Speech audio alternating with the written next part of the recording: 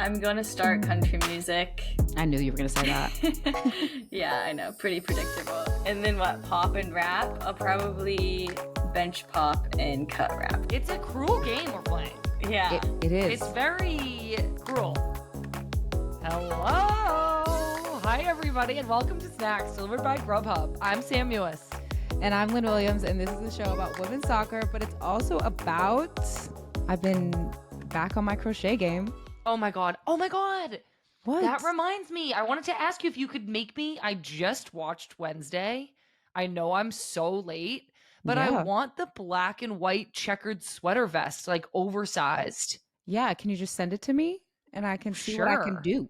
I like really want it. Okay, like I wish I could see it right now to tell you if I could do it or not, but I'm sure I could You can try. do. You do. I do for you. You do for me. All right. So Well, here on the podcast today, we're going to talk about the NWSL. It's getting chippy. and it's staying very close. I know. We're going to talk about that a little bit later in the segment. We're also going to talk to Golden Boot racer Ashley Hatch. And first, the very first Ask Snacks voicemail. Do you remember when Ask Snacks originated? And then we had Tell Snacks. And then we had very specific hashtags. And now we have our own voicemail system. I know, and we get to hear it, and it's so fun. But before we get to the voicemail, is it fall? I mean, I thought it was, but then today was so hot, so I know. I'm now confused again. No. I have been like, I know we're going to like end up having a fall episode. Don't you worry. But I have been restraining myself to not go get candy corn and like pumpkin decorations.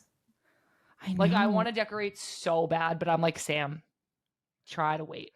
Sam, where's our pumpkin? Is it in my closet? It better be. I think it's in our closet. I just haven't seen it in a little bit, so I need to go do a little digging. If you guys are not OG Snacks listeners, Lynn and I have had a pumpkin decoration that we have cherished for all of our years living together since 2017, and it is still hopefully bopping around in Lynn's closet. Yeah, we've thrown out multiple things, but not this pumpkin. Mm-mm. Thrown out all of our cups one year, but we saved the pumpkin. I like can't get over that we just one year were like, oh, we don't need these cups, and then the next year we had no cups. Like, what are we gonna drink out of the friggin' pumpkin? Lynn, are you still jet lagged?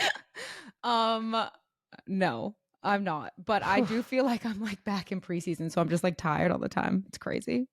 Yeah, you guys are just out there running around.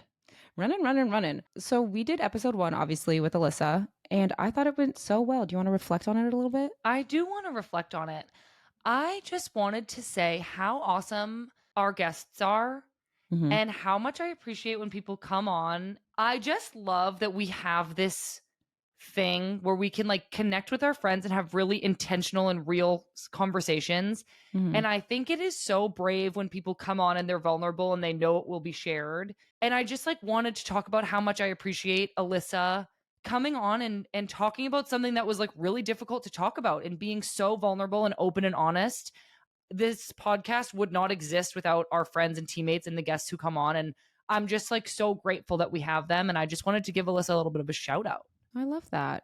I couldn't agree more. I feel like we've built a nice little community. And obviously a lot of them are our friends, but the things we do talk about, we don't talk about outside of this. We're not sitting around saying, Lissa, how did you feel about not saving the PK, blah, blah, all that stuff. So for her to come on and really be vulnerable with us, I couldn't agree more. It's just really nice to have people to talk to. It is really nice, Lynn. We are just so lucky. Okay, so moving on. First things first, there's been so much news out about the Spanish Federation. I don't think we need to like break down all the details of what happened. If you don't know, there's a lot of articles about it that do a really great job explaining what happened and what's wrong and all this stuff. So we recommend you go do the research. But one piece that we really wanted to talk about on this show today is that we stand with Jenny and the rest of the players. They had such an incredible tournament. They won the World Cup. They should have had this moment to just celebrate, but it was really interrupted by a selfish, inexcusable, unrepentant behavior of a man who has not admitted any fault in this. So we really just wanted to say that we stand with Jenny. We stand with the Spanish players.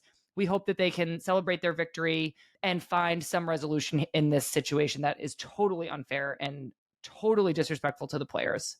Yeah, I couldn't agree more. I also think that hopefully they find peace in this and they can just celebrate their winnings. I don't think you need to, or we should have to win to be heard. But the one really cool thing I think that's come out of this is just the support around the world for Jenny and for the Spanish players. It's just really cool to see everybody come together, but it's obviously devastating that we even have to. Totally agree. So we are with you, and let's get into the rest of the show. Big weekend of NWSL games, Lynn. You're telling me. You are telling me. I am telling you.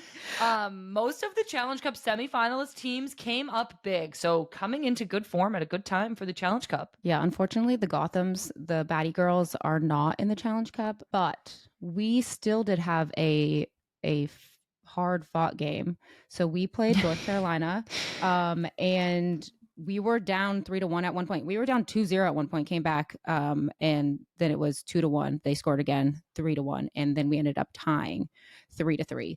So if that isn't a crazy game, I don't know what is. That was a crazy game.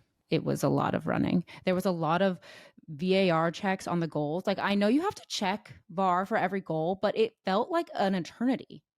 I was like, why are we checking offside? Like, every single time the ball went in the net, it was like possible offside. And I was like, how? That was such a crazy game. What does your team like say to each other when you go down 2 goals? Depending on the timing of the game, we went down 2 goals in the first half, and you never want to do that. But we had so much time left. And in our head, we were like, we just need to get one and we're back in the game. Just get one and start there. You can't think like, okay, we have 3 goals we need to score. Just start with the first one. Yeah.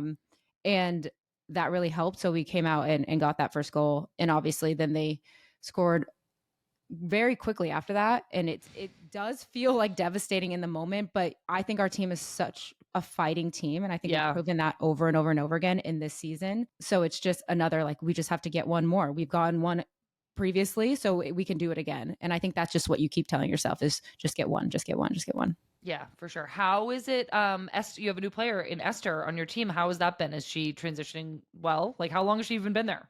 Exactly. She's been here for like a week, I think. Before she came and played in the game, I think she was only here for 2 days. So she's been awesome so far. She doesn't speak much English, so we are working on all learning Spanish. Great. I know it's been a little bit of a struggle, but I also think it's really cool that like the team has just been welcoming and trying to not say, oh, you need to just learn English, get on our page. We want to like help you. How can I communicate with you a little bit better? But overall, she's awesome. She almost scored a goal in the game. I think she helped change the game when she came in at training. She's been awesome. She's lifted our standards. So I have nothing but good things to say about her so far. Well, rave reviews for the Gothams and Esther. So that was the Courage versus Gotham, tie 3-3. Reign beat Orlando after a 3rd-minute red card for Orlando goalkeeper Anna Morehouse. Earliest red card in NWSL history. Lynn, did you see that? I did see that. Wowzers. Yeah, wowzers. There was a lot of red cards recently, I feel. There was one other red card this weekend, right? Houston, and then the weekend before was North Carolina. The girls are getting crazy. Yeah, I mean, it's end of season fever is happening out here. I know. That's what's happening out here. Pretty like impressive of Orlando to hang on against the Reign. Very good team, and only lose 1-0 after 87 minutes of playing a person down. I know, it is devastating when you have to do that and then you lose. I mean, yeah, that must have been exhausting. I know. Poor Prides. I know, the Prides, man. I'm so sorry. But the Reign won 1-0. Louisville won 2-1 against Portland. Yeah, I think I saw that this is the first ever win they've had over Portland. Louisville's kind of on the up. I know. I need them to be like on the up, but not too up. So I'm happy they beat Portland for the table and our future, for the Gotham girls' future. But I think that don't sleep on Louisville. Definitely not. There was an early Portland goal in the 6th minute from Morgan Weaver, and then 2 second-half Louisville goals would seal the game. Louisville had 26 shots, so they are really firing up for this Challenge Cup that was last night, if you're listening to this. Nice. That was nice. Yeah, in that game, Abby Erceg scored a header off a corner. Classic. And Catlana scored off a rebound, I think. And then in the most table turning thing, or table stabilizing for the Gotham girls again. I'm making this whole section about Gotham, but whatever. Red Star wins. I think 2-0. everybody was happy to see the Red Stars win. I was so happy to see them win. Same. They just got a new owner, so some motivation or just something good coming into place. They won 2-0 against the Spirit. Alyssa gets the shout out with 8 saves, and Chicago just 100%, 2 shots on goal, 2 goals. I did not know that stat. Good stat. Good stat, Red Stars. I always feel like that happens though, like with a team, like this sounds crazy, but like a team gets sold or a coach gets fired, and then immediately that game the team wins. Yeah. So I would love to know the psychological ness behind that. Do you think that's like a thing? I would love to know that. We should like look at that more. That is so interesting. I feel like adversity within a team can be really like unifying. So maybe just like it's a moment of coming together and being like, okay, yeah, let's just play today. Like, what else are we gonna do? I do have like a really potentially long interruption that like we may need to like create a whole segment around, but like I want to name all the NWSL teams after like the food of the city. So like the Chicago hot dogs. Okay, the Chicago hot dogs. What about the Spirit? The Spirits. The Washington Spirit clam cakes. Ew. Crab cakes. Ew, clam cakes. Because isn't like Maryland like known for crab cakes? Yeah, but now clam cakes. We're going to think about it. We're going to come back. We're going to have a list of every single team. But we are not changing the Washington Spirit clams. That's the truth. Okay, this brings us to the delivery of the week. It is time now for the delivery of the week, delivered by Grubhub. This week's delivery of the week goes to Casey Kruger. Early in the second half, Casey took the ball to the end line and delivered a perfect cross to Bianca St. George, who headed the ball in for Chicago's first goal. They would go on to win 2-0, a well-deserved win for Chicago. And what a delivery from Casey Kruger. Okay, that's delivery of the week. Satisfy every craving with delicious food delivery from Grubhub. So this situation that Casey decided to deliver on a platter for Bianca St. George really helps us, the Gotham girls, in the playoffs because the standings are so close. Yes. Will you read us the table? Top to I'm bottom. looking at it right now. So the Wave are in first place after this weekend with 30 points. Portland 29, Courage 28. Reign is in fourth with 27, and we're in fifth, but we're tied for fourth with 27. The Spirit have 26, Louisville 24, Angel City 24, and Orlando 22. 10, 11, and 12 are Houston, Chicago, and KC. And obviously they would have to probably have a big swing to make the playoffs. But honestly, nobody is out. Nobody's out. I'm not counting anybody out. I'm not counting anybody in. I feel like the table is very tight this season. Similarly to last season where the Reign won the Shield on 40 points, I feel like the points are a little bit low, but still possible for people to get 40 points. But I don't know why. Maybe there's like a lot of ties. I just feel like the total points is a little bit low. I also think that we have like a skewed perception in our brain because we were lit in 2018 and 2019 and we would just get 60 points. Yeah, we would just literally win the Shield in like August. Exactly. So I July, think this is normal. Anyways, the top 6 teams are going to make those playoffs. There's 4 games left, and we will see what happens. It's now time for Keeping Us Connected, presented by AT&T 5G. Connecting changes everything. Our guest is a 2017 Rookie of the Year, 2021 Golden Boot winner, 2021 NWSL champion, 2-time She Believes champion, and a very, very nice girl. Her name is Ashley Hatch. Thank Hello. you. Hi. What is up? Nothing much. Happy to be here.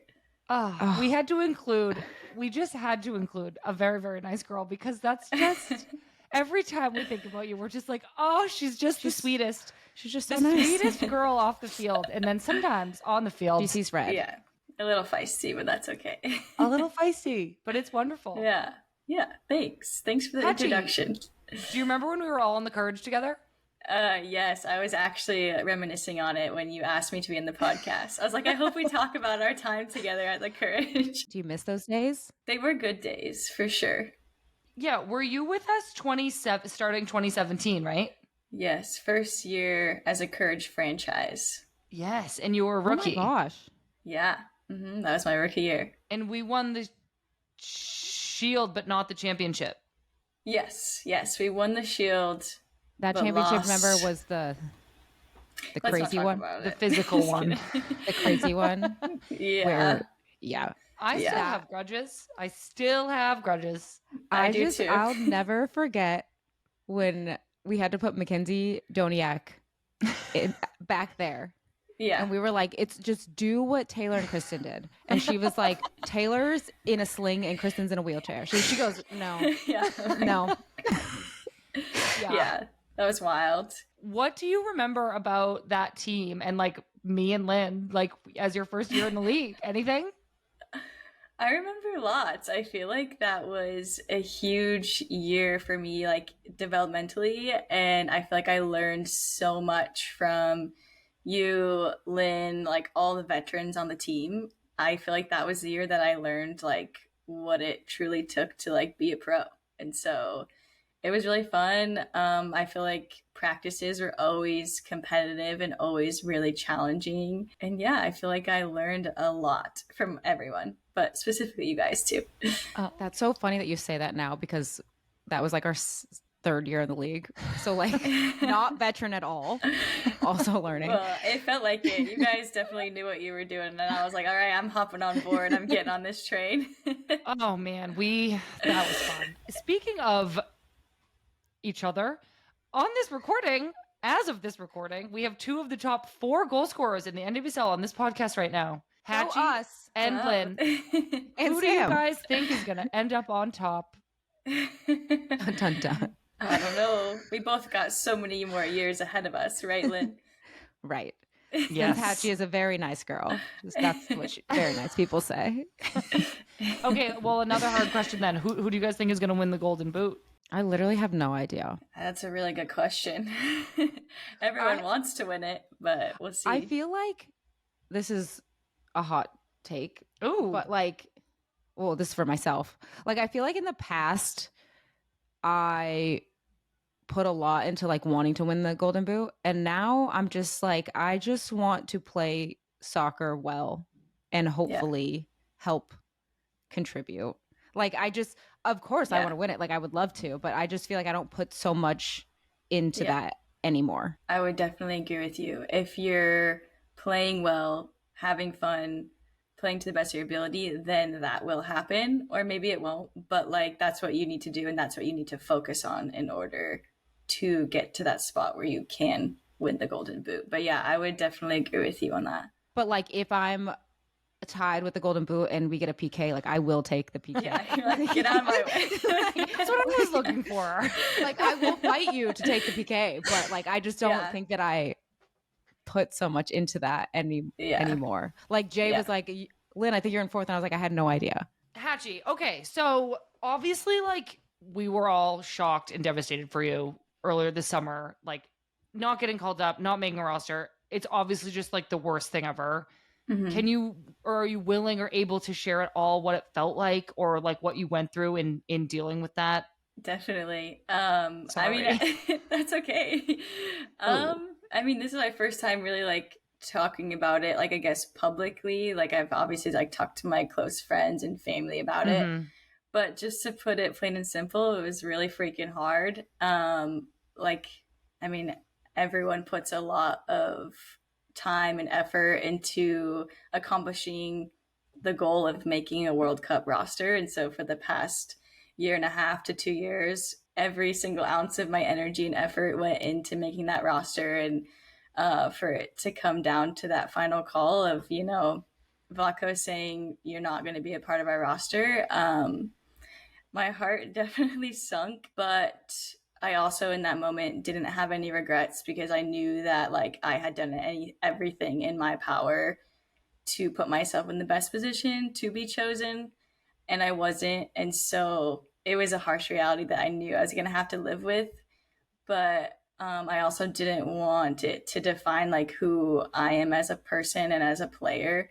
So I just really leaned in to my family, to my friends, to my teammates, and just like wanted to like focus on playing with the spirit. And like that's kind of where I turned and focused on my energy because that's all I could do. I feel like soccer is also like my release from like hard things. And then when soccer is the hard thing, it's like, all right, like how do I balance this? But yeah, to put it plain and simple, it was just really hard. And it still is, but I'm in a much better place about it now than I was a couple months ago. I just want to say, like, I give you so much credit because you obviously knew the news before the world did. And then Yeah. you had to go play in a game with Spirit. Can you talk us through that? Like, how did you turn off your brain? What are you supposed to do? Like, you have to now play and put your focus into your club team. But like, Yeah. how many days between the call and the game? Like, it was like it had to be happen like that. Like, Yeah. you know what I mean? Yeah, definitely. So we got the call. I can't remember the exact day, like the 15th or 16th or something, and then we had a game on like the 19th or something. And so we were actually leaving the next day, and I was like, we were leaving the next day to Kansas City. I also was like aware that, you know, four of my teammates had made it, and I didn't want to like take away from like their incredible accomplishment. So I actually had a phone call with our coach, and I was like, I think it's best for me, but also best for the team if I just come a day later. Like I need a little bit extra space. I also don't want to be this like dark cloud looming over like these four other players who like made it for the first time. And like, I know the team wants to celebrate them. And I think the best way I can celebrate them is like giving them their moment to celebrate with the team. And so I felt like that was the best move, and the Spirit and the coaching staff were all great to like help me navigate this space. And so the team left. I went in the next day to our training facility and just like had a session like basically by myself. They let Jeff come out and like we kicked the ball around together, which was like really nice just because I just needed to like find my purpose and like recenter myself and also like step out on the field without like any pressure or any eyeballs from anyone. And so I did that, and then kind of the next day flew out and met my team, and they were all really great, just like extended, you know, like hugs and texts of support, which was really nice. But yeah, stepping on the field for the game against Kansas City was really difficult. I feel like I was like, and I almost felt like I was suffering silence because the whole world didn't know yet. But yeah, it was a lot. So I actually ended up asking if I could be subbed at halftime just because I couldn't take it like emotionally and mentally. But I was proud of myself for like trying and like taking that step. And the Spirit were great in like helping me, and we won the game. So that was also great too. But yeah, it was really, really difficult. Hachi, that is so horrible. I'm so sorry that you went through that. It's okay. And thank you so much for opening up about it. I feel like the decisions that you made, like to go in, to recognize that you needed space to go in a day later and go out on the field on your own, and even getting subbed at halftime, shows such like emotional like connectedness with yourself and maturity. You've talked before about working with like a performance coach, and I was wondering if if you think that relationship helped you make those kinds of decisions in such a moment of like stress. Oh, yeah, definitely. I would say I've been working with a mental performance coach for like the past 4 years now. And I feel like I've just learned a lot about like myself and like just like awareness of like how I'm feeling and why I'm feeling a certain way, and like interpreting that and like kind of understanding like what I do or don't need or what's going to help me in this situation or be the most beneficial. And also just being willing to like open up and like talk to my coaching staff and like ask for help, and they've been great in being there for me and like allowing me to like talk to them and have those conversations. But yeah, I feel like if I was younger in this situation, I probably would have pushed through a lot more pain. I still pushed through some pain, but I knew like how much pain to push through in order to get myself in a better spot. But yeah, I would say working with my mental performance coach definitely helped me in that specific moment. You said that you were proud of yourself for, like you said, trying and stepping out there. And I definitely think you should be. But I just hearing you taking steps aside for your mental side, like I'm proud of you for doing that, because I think like we shouldn't have to push through pain. And I think that the world of sports is moving in that direction of like recognizing. And I'm so happy that your team was able to recognize that you needed a moment and that you were able to recognize you needed a moment. But I would be really proud. I am really proud of you for Thanks. just recognizing that and being like, I just need a second. Like, I'm going to be fine. But like, Yeah. this is really hard. Like you said, you dedicate so much time and you put it's not just physical, like a physical emotion. It's like mentally just draining. Like you Yeah. fight. And to hear that you're not going to make it, like it's devastating. Did you happen to watch any of the games, or were you like, I can't do this? I like went back and forth between like I'm not watching anything to oh my gosh I want to watch, and Yeah. so I watched the Netherlands game because it was a good time for us in the time zone here. Mm-hmm. And then the games that were like super early, it was hard to watch, but I watched like the highlights and the recaps, and then the final game I woke up in time for a little bit of the end of the game and then the shootout. In 2019, when I didn't make it, like the time zone was different, was way better for us, but Yeah. I like made it a point to watch the games too. I think that like you said, like I had friends, like Sam was on the team, and I was like, I really want to support my Yeah. friends and Mm-hmm. want this moment for them, because you know how hard it is to get there. But for me, I also wanted to know what I needed to do to get back there. Obviously you're not like in it anymore, but you can see on TV and you're like, okay, what do I need to like work on and what do I need to do? And the places that you can do that is with your club team, and you just like pour your whole heart and soul into those moments. I didn't really have a question with this. I was just sharing my Yeah. my story as well. No, thanks for sharing. No, it's good to hear. It's good to hear different people's perspectives and like how they kind of like handle the situation, because like you're right. I think the world wants you to be like, I'm not going to watch any of their games. I'm bitter and like, Yeah. but like the truth of it is like I still am like teammates with every single one of you. And the past year and a half to 2 years when I've been going like in and out of camps with every single one of you, like I've seen everyone work really hard and it's a great accomplishment for everyone. So like I want to be happy and excited for everyone. It's just like sucks that I'm not there with everyone. Yeah. Do you feel like this is like an ultimate like motivator? You think of somebody like Crystal Dunn, who like didn't make 2015 and then comes back in 2019 and crushes it, and then is Crystal Dunn. Yeah. Is like, so do you think that this is like a more of a motivator? Yeah, I mean, I definitely think it's a motivator. I think the hard part for me is like I didn't get like a ton of like closure or like specific Mm. reason of why I didn't make it, and so like I feel like that's hard to like grasp onto like this one thing that like I know I need to do better to be able to make it. Like obviously in my position, like you need to score goals, so like that's what I'm gonna continue to try and like be better at. But yeah, I don't know. It is hard when you feel like you've did everything you were asked to do, and then you still don't make it. It's like, so I feel like I'm still going through the process of it becoming a motivator. But right now, like in the spot that I'm at right now, it still like hurts a lot. Lynn, Lynn has talked about this feeling a lot of like when she gained, I want Lynn to say it, but when you gained perspective that it wasn't a reflection of you as a player. Can you say it?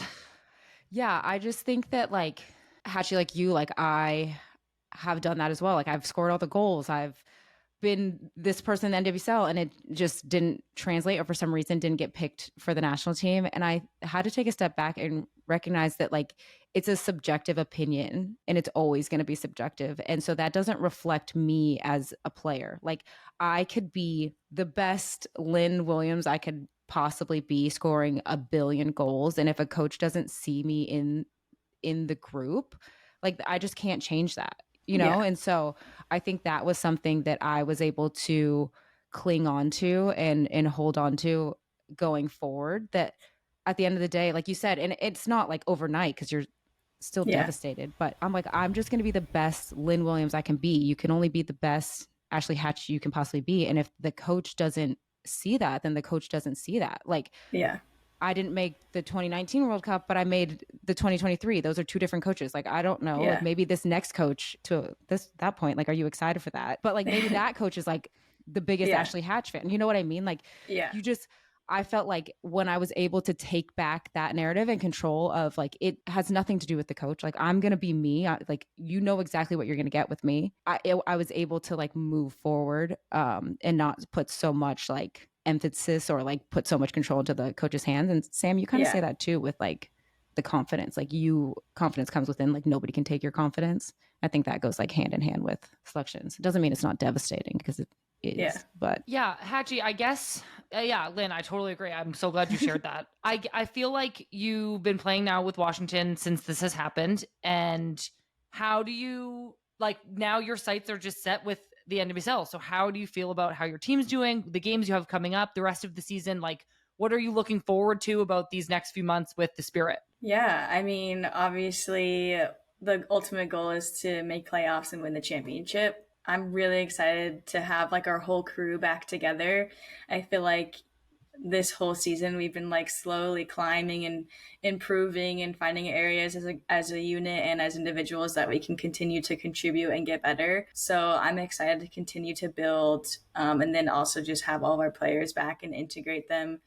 We also have some new French players on our team, which has been really fun. So to get them kind of in the mix and has also been a lot of fun. So I'm just looking forward to like continue to build, but also like all these games coming up are big games, and it's really fun to play in big games. So I'm really looking forward to that. Oh, that's exciting. That is so awesome. Lynn, do we have any other horrible, serious questions, or should we play our little game? I don't have any more horrible serious questions. Hatchie, Can't say that we do.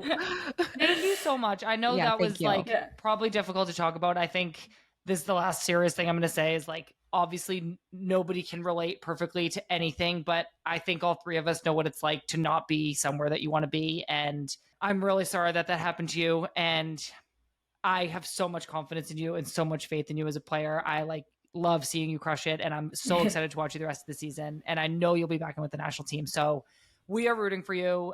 Thank you so much for opening up about all of that. But now we're going to play a very silly, happy, fun game. Sounds good. Yay. Okay, do you want to explain? Yes, so it's just start, bench, cut. I feel like it's self-explanatory. Don't really need to explain there. Yeah. But if you want me to, you're going to start one thing, you're going to bench something, and then you're going to cut one. Okay, so oldest, middle, youngest sibling. That's really easy because I'm the oldest, so start the oldest. Start myself. Yeah. Now these are your siblings, so they will be listening. Yeah, that is okay. They will understand. I'm going to bench the middle and cut the youngest. Damn, Hatchie, you know me and Lynn are both youngest, right? I'm sorry. So is my husband. So like they're out. I feel like that's fair to like middle children though, because I feel like they always get cut out all the time. Yeah. So they can have a bench for now, I guess. Gotta include them. I'm obviously starting youngest, benching middle, cutting oldest. Classic. Sorry, Hatchie. That's okay. It had to be done. It's okay. The opposite. Because you know the oldest, they're always trying to tell you what to do all the time. That's just like they know. They know from experience. Just like, shut up. Let me do what I want to do. Yeah, exactly. Who does that remind you guys of? Who does that all the time? I know it's from Hey Arnold, but like who in our life does that all the time? Did this person play? Did we all play with us for years? Is it Taylor Smith? Oh, I guess she does it too. But it's also Scrabber's doll Abby? cover. Yeah, I was gonna say. I feel like Abby literally always does that. That's true. She does. That was my second guess. Was Abby for sure. Man. Okay. That was a side note. Start, bench, cut, breakfast, lunch, dinner. Start, dinner, sub, lunch, cut, breakfast. Who are you subbing? It's a bench. Oh, sorry. I thought she was saying she wanted a sub for dinner. And I was like, benching. Okay. Sorry, benching lunch. There you go. I'm gonna start breakfast, bench dinner, and cut lunch. Oh God. I'm gonna start lunch. Is that crazy? It's not. Not if that's what you want. I love lunch. Crazy. I'm a big. What's your favorite lunch? I like lunch because I can have like a sandwich and some chips and an apple and like a coffee and like a LaCroix. Whereas like at other meals, like you can't really have all of that stuff. So I'm starting lunch, I'm benching breakfast, and I guess I'm cutting dinner. It's just such a hassle. I just feel like lunch besides a sandwich, I'm like, what even is lunch really? Because like I'm thinking about camp and the food we get for lunch. I'm like, this is dinner. Like this is dinner food. I'm just eating it. Yeah, now. lunch is just fake dinner. Is that what you're saying? Besides a sandwich. Yeah, like sandwich is lunch and everything else is not lunch. Hatchie, is everything lunch? I don't know. Hot take, everything is lunch. I'm not really sure. Hatchie's like you guys. But I think all your points are valid.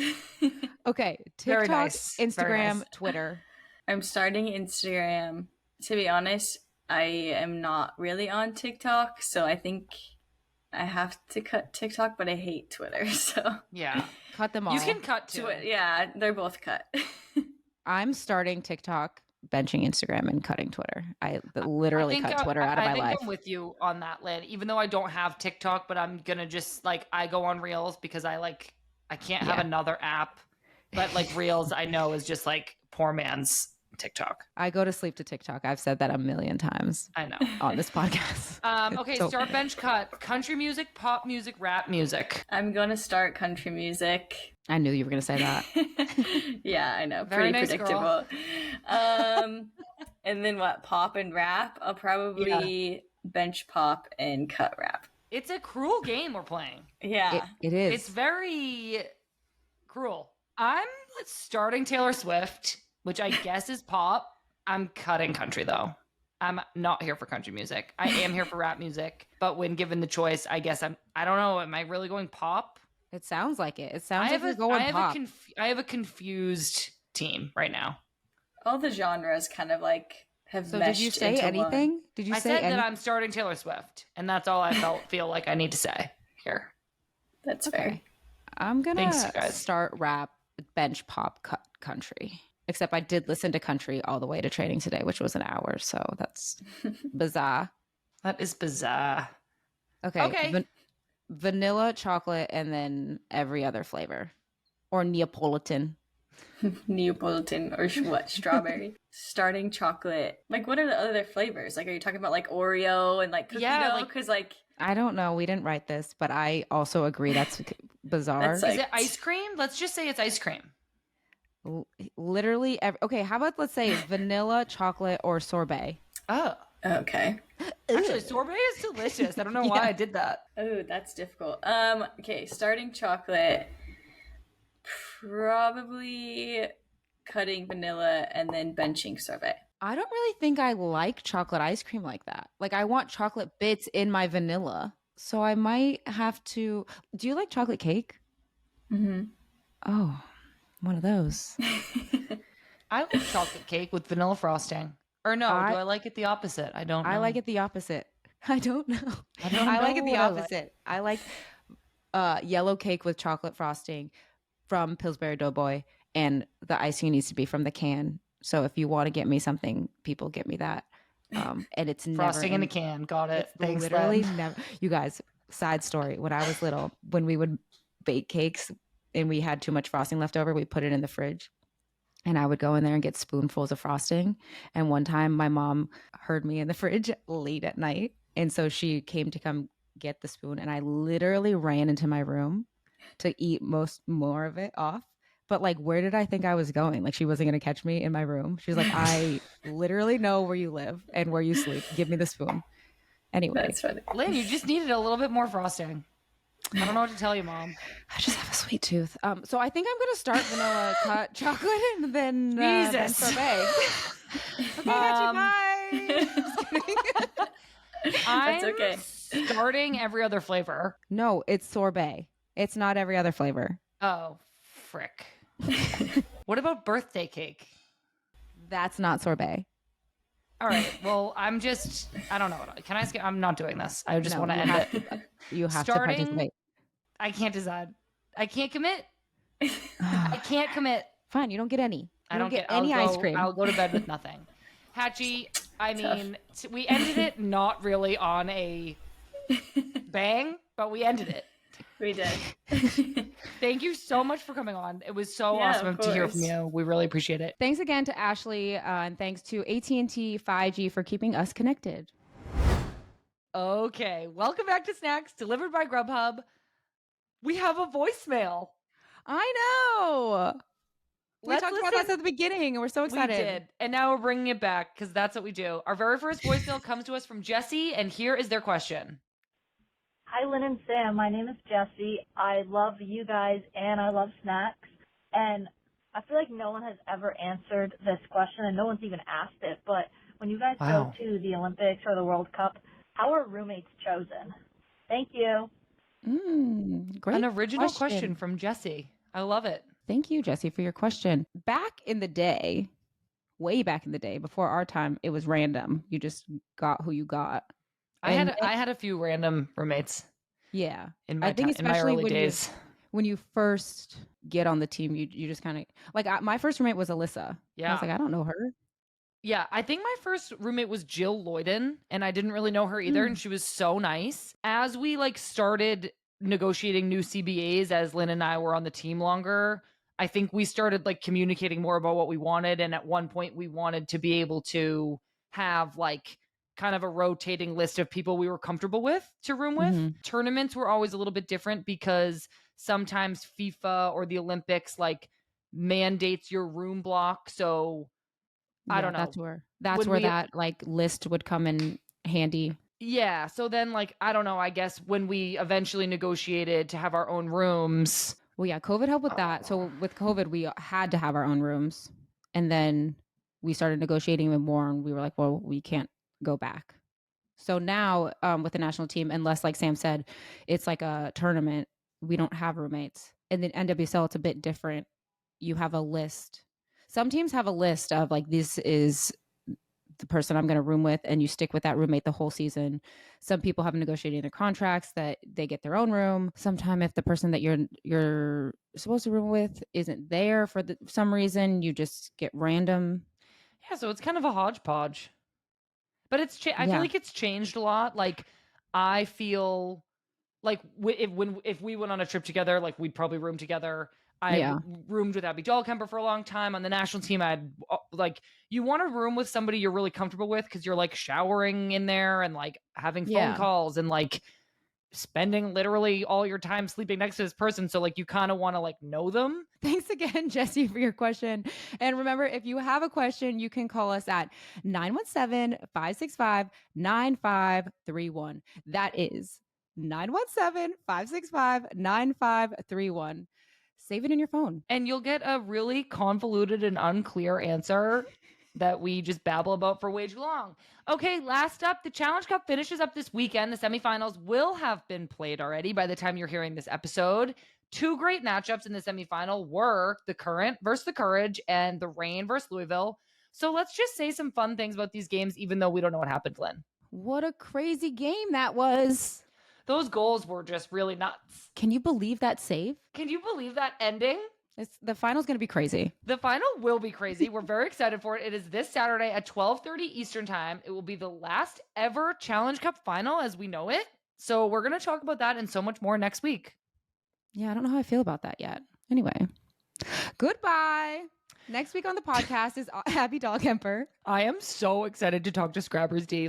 I can't wait. Don't forget to rate and review this podcast wherever you listen to it, like this one from B. Swartzwood that says, just found snacks during the World Cup, so I'm late to the game. But Sam and Lynn are so good that I've gone back and listened to over half of all their episodes. Such good insights and also super funny. The balance is chef's kiss. I'm an avid listener for life now. Well, B. Swartzwood, go back and listen to them all. What are you doing only listening to half? And make sure you're downloading them, please. Thank you. Okay, you don't need to be so aggressive. I was so aggressive. To B. Swartzwood. I got mad at B. Swartzwood. No mad. We're happy. Thank you, B. Swartzwood. I love you. I also love you. Thank you so much for the positive review. We really enjoy listening and not listening to them, reading them. Whoa. We really enjoy reading them. Listening to our own reading podcast. them, I mean Sam reads them and I listen. Okay, one last thing. Lynn's going to compliment me. You are beautiful. You are kind. You are smart. You are intelligent. You are my friend. I love you. Thank you so much, Lynn. I really appreciate all of those compliments that I demanded. You are funny. Thank you. Okay, well, I think it's time to wrap this one up. Unfortunately, we don't have time for me to compliment Lynn back today, but maybe next week. Don't forget to subscribe on Apple Podcasts, Spotify, iHeart, or wherever you get your podcasts. Snacks is produced by Jay Wolf, Lauren Day, Patrick Cadino, and John Murray. For more great women's sports content, go to justwomensports.com and be sure to follow Just Women's Sports on all your favorite channels. I'm Sam Mewis. And I'm Lynn Williams, and you've been listening to Snacks, delivered by Grubhub.